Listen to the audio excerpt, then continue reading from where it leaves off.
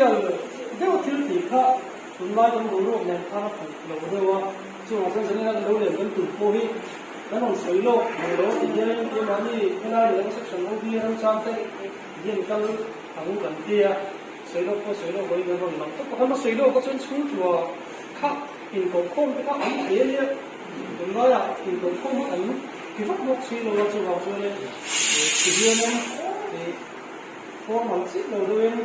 ihun te kamila woi me ralna thi te li bawin te woi me ralna le ke mo mo ba te on go ra le I ralna I te chi te ko sa I ke ko skida I sa ka te ne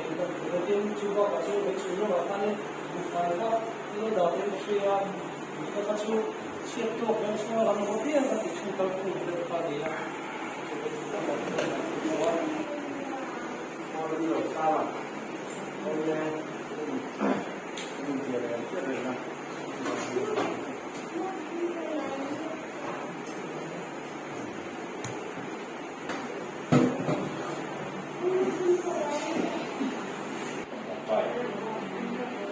Lần đó, ông tập viên của phần mình hỏi tổ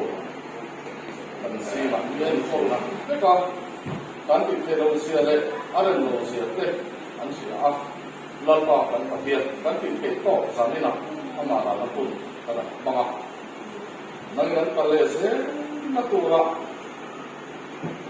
Anh còn nó không áp dụng bộ phía, tô này thế. Dù là có chú anh lâm qua nắng qua những cảnh của nhau. Yên qua cái đồng cắn của gia đình Yên an toàn Yên anh với cái chuẩn nó đầu cái mà vô đó thì gần xem tan hay làm sao cái chỗ anh đấu làm pha rất mấy đồng với mà cái chỗ gan in của Yên cái mà đi chung là cái chỗ này cái chiều đầu cần nhé cái gì bảo vệ hết thôi bảo vệ cái chiều cần nhé những cái chiều nó vô cần đúng không dari dia cần không phải cái Hiền anh nói tắt cái gì thì hai anh sẽ cái gì đâu này